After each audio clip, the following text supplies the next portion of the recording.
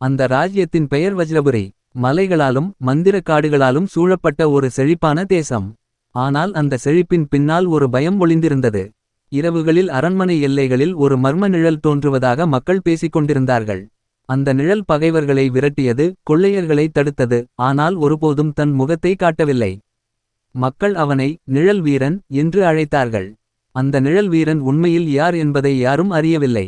ஆனால் உண்மை என்னவென்றால், அவன்தான் அந்த ராஜ்யத்தின் காணாமல் போன இளவரசன் வீரசிம்மன்.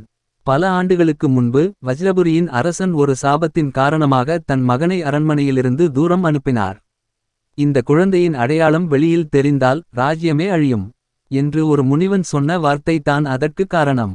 அதனால் சிறுவனான வீரசிம்மன் தன் பெயரையும் தன் அரச இரத்தத்தையும் தன் அடையாளத்தையும் அனைத்தையும் மறைத்து வளர வேண்டிய நிலைக்கு தள்ளப்பட்டான். அவன் வளர்ந்தது சாதாரண மக்களிடையே. ஆனால் அவன் இதயம் அரசனுக்குரிய தைரியத்துடனும் வீரனுக்குரிய நியாயத்துடனும் வளர்ந்தது.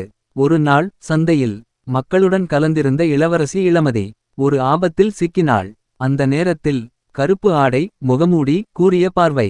ஒரு வீரன் அவளை காப்பாற்றினான். அவள் கண்கள் அவனை பார்த்த அந்த நொடி இதயம் மெதுவாக துடித்தது. நீ யார் என்று அவள் கேட்டாள். அவன் சிரித்தான். ஒரு நிழல், அவ்வளவுதான். அந்த நாளிலிருந்து இளமதியின் மனதில் அந்த நிழல் ஒரு ஒளியாக மாறியது. இரவு வந்தாலே அந்த நிழல் வீரன் ராஜ்யத்தை காப்பாற்றினான். பகைவர்களின் மந்திரம், காட்டின் ராட்சசங்கள், அரண்மனையின் இரகசிய துரோகிகள் அனைத்தையும் தனியாக எதிர்த்தான். ஆனால் பகைவர்கள் ஒரு விஷயத்தை உணர்ந்தார்கள். இந்த வீரன் சாதாரணவன் இல்லை. அவன் இரத்தத்தில் அரச வலிமை ஓடுகிறது. அவன் அடையாளத்தை வெளிப்படுத்த ஒரு பெரும் மந்திர திட்டம் அமைக்கப்பட்டது. ஒரு முழு நிலா இரவில் பௌர்ணமி. அரண்மனை மீது மந்திர தாக்குதல். அரண்மனை நடுங்கியது. இளமதி சிக்கிக் கொண்டாள். அப்போது முகமூடி கிழிந்தது. முதல் முறையாக அவன் முகத்தை அனைவரும் பார்த்தார்கள்.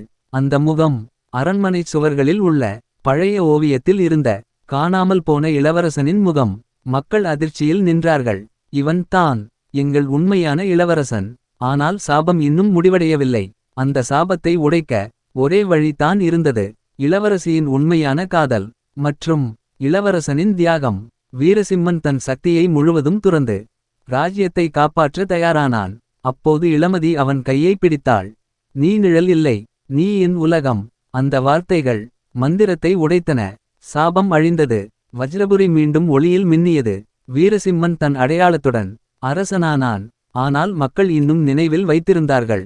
அவன் அரசன் ஆனதற்கு முன்பு ஒரு அடையாளம் மறைத்த வீரன். இந்த ராஜ்யத்தை காப்பாற்றியதை